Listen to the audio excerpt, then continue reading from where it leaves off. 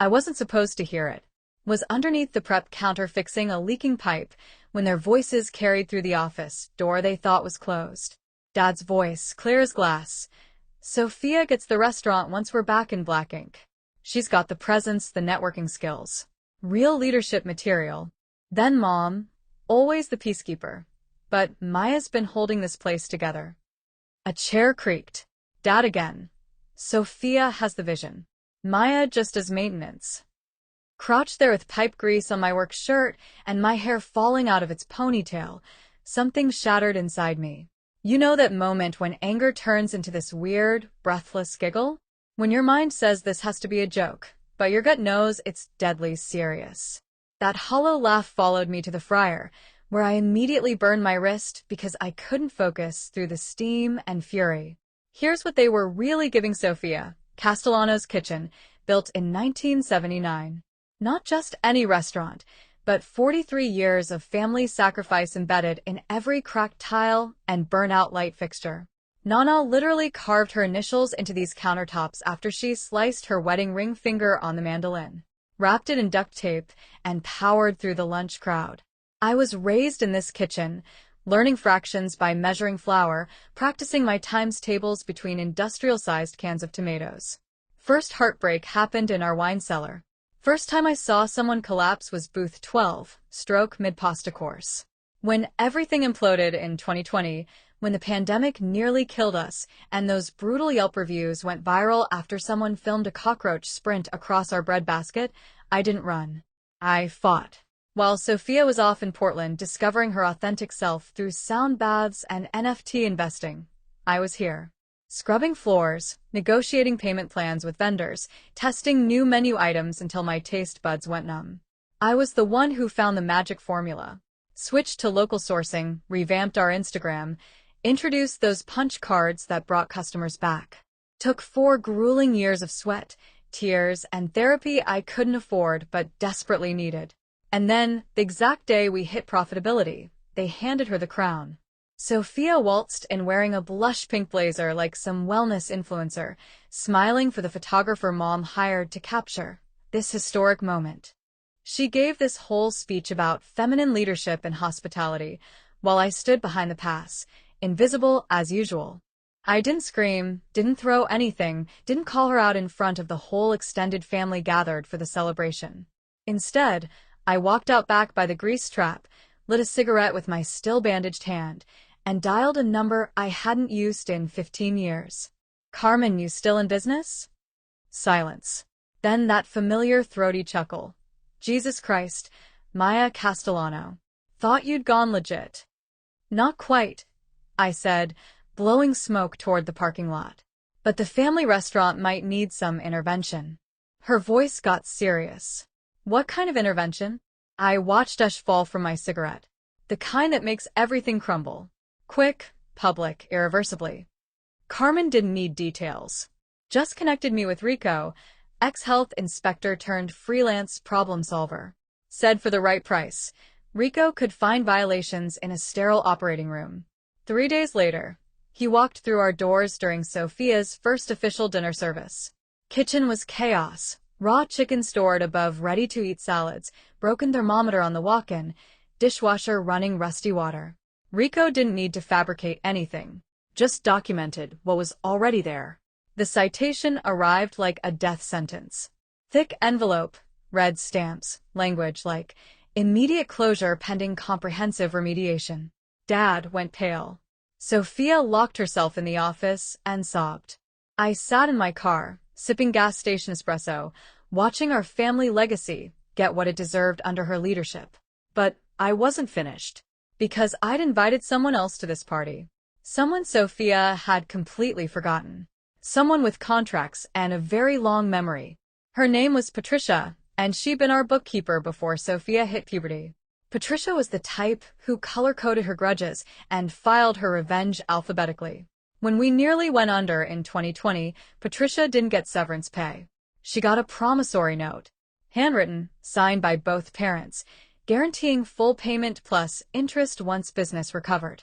4 years later, Sofia's posting celebration photos on social media with champagne and congratulations banners. So I sent Patricia the link with a simple message. Looks like they forgot about you. She arrived 2 days later in heels that could cut glass and a briefcase that could topple governments. Sofia greeted her like she was a food blogger, all fake smiles and enthusiastic small talk. Patricia slid a leather folder across the counter between the fresh flowers and gluten-free menu inserts. This establishment owes me $38,547.89, with compounded interest. Sofia's smile melted like ice cream in August. I'm sorry, what? Wire transfer, certified check, or liquidated assets? Your choice. The folder also contained something else, a clause Dad signed when restructuring the business in 2021. Buried in legal jargon, it granted Patricia temporary operational control in case of debt default exceeding $20,000. Patricia exercised that authority immediately. I'm implementing a spending freeze, reinstating previous management protocols, and placing Maya in charge of daily operations pending financial review. Sofia sputtered like a broken espresso machine. But I'm the owner now. Patricia didn't even glance her way, just handed me the master keys and said, "You remember how to run payroll, don't you?" I didn't fire Sofia. That would have been merciful. Instead, I put her to work. Real work. First shift under my management, I handed her a mop and pointed toward the restrooms. Someone clogged the sink with marinara sauce. She stared at me like I'd spoken ancient Greek. There are people for this. Yeah, I said. You. To her credit, she didn't quit immediately. Maybe she thought this was temporary, some twisted, hazing ritual where I'd eventually hand her back control and say, "You've proven yourself, sis." No. She was going to drown in the same grease pit she'd ignored for years, and I wasn't throwing her a lifeline. Patricia backed every decision I made. Audited 5 years of receipts, renegotiated supplier contracts, eliminated the overpriced vegan options Sofia had insisted on, sold exactly 3 in 2 months. Most importantly, I brought back Rosa. Rosa was our sauce wizard, could make marinara that would make grown men weep. Sofia had let her go for not aligning with our new brand direction. Rosa walked through the door, apron already tied, and Sofia looked like she'd seen a ghost. "Didn't you move to Phoenix?" Sofia croaked. Rosa just shrugged. Moved back. Missed making real food. By week 3, Sofia was calling in emotionally exhausted. Then came whispers that she was planning her own restaurant, that she'd found investors, that she'd trademarked Sofia's authentic Italian, like some suburban culinary soap opera. I let her think I was oblivious, until I got intel from Mrs. Benedetto. She's been our customer since the Carter administration, comes in every Thursday for chicken parmigiana and neighborhood gossip.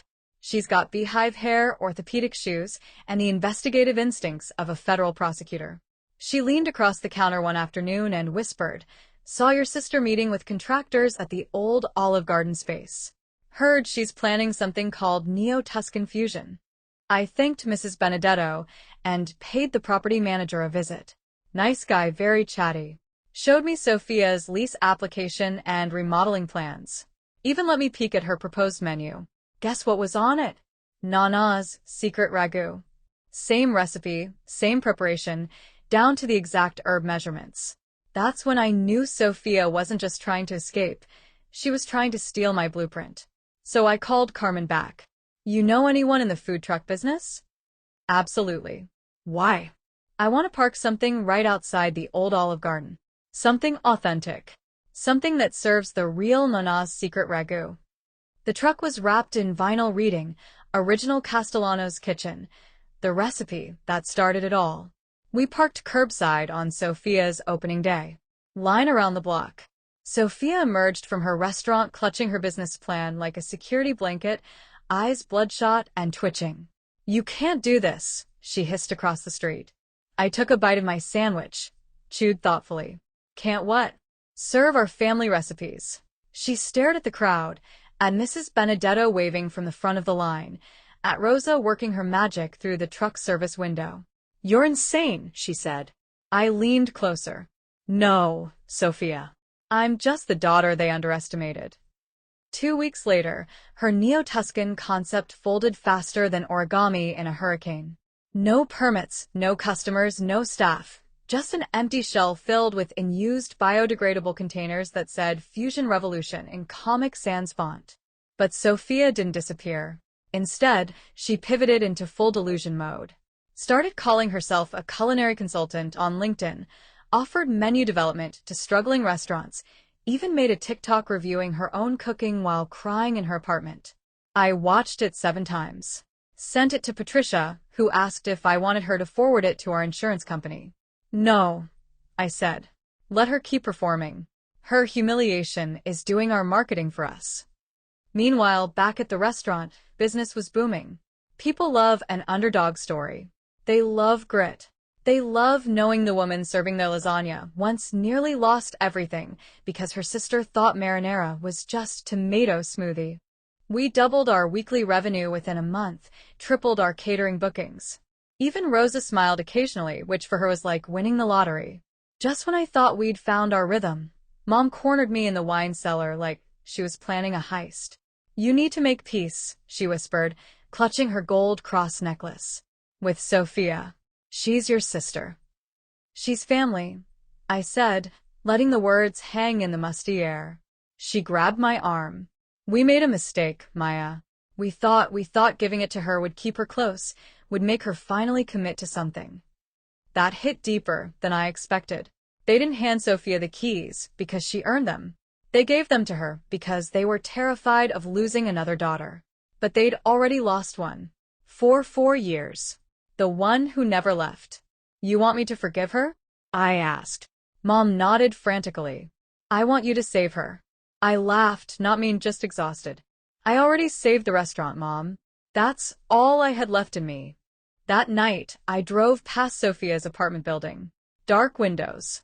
For sale sign on the lawn. She was finished, completely tapped out, and I knew this was the moment to deliver the final blow. Instead, I found myself walking up those stairs, knocking on her door. Silence. Then her voice, hollow and defeated. What do you want? It's me, I said. I brought dinner. The door opened slowly. Sofia stood there in an oversized sweater, looking like she'd aged 5 years in 5 weeks. Her eyes were red-rimmed, her usually perfect hair unwashed and pulled back. Come to gloat, she muttered. No, I said, holding up the takeout bag. Come to eat. Real food, not whatever protein powder nonsense you've been surviving on. She held the bag like it might bite her. Why? Because I needed her to understand that strength wasn't cruelty, that winning didn't require destroying her completely. But mostly because what I had planned next required her alive and grateful, because the real victory was still ahead. Sofia sat on her futon, like someone tasting actual food for the first time in weeks. Halfway through the chicken parmigiana, she looked up and said, completely serious, "Did you change the cheese blend?" I stared at her. That's what you notice? She shrugged. It's sharper. More complex. Aged longer. I wanted to scream. But this was exactly what I'd been waiting for. The moment when desperation met expertise. When she became useful instead of just defeated. No, I said. I want you to come back. She nearly choked on her wine. What? I pulled out a folder from my bag. Inside, a business proposal. Not just expansion, but transformation. Castellano's Catering Company. High-end events, corporate contracts, wedding packages. Logo mock-ups, financial projections, supplier agreements. Months of planning. And 2 names at the top. Maya and Sofia Castellano, co-founders. She stared at it like it was written in hieroglyphics. You're serious? Dead serious. But it's my rules, my oversight. You report to me. You don't breathe without my approval. And if you even think about screwing me over again, I'll make sure you're blacklisted from every kitchen in the state. She was quiet for a long time. Then she nodded, not eager, just surrendered. And that's when the real game began. We launched the catering company in 4 major cities. I ran operations from Philadelphia. Sofia handled West Coast events under my strict supervision. Every decision reviewed, every contract approved by me first. But here's the thing. She was actually talented. Her event presentations were flawless. Clients loved her energy, her vision for experiential dining. Her Instagram posts went viral, Sofia in chef whites, talking about honoring tradition while embracing innovation. Cheesy? Absolutely. Effective? Our bookings tripled in 2 months. For a brief moment, I thought maybe we'd actually built something sustainable. Maybe this could work. The two Castellano sisters, finally on the same team. Then Patricia called with an edge in her voice I'd never heard before. You need to see something. Now. I drove to our main kitchen facility. Patricia was standing by the loading dock, holding a shipping manifest. Found this in yesterday's delivery logs. She handed me the paperwork.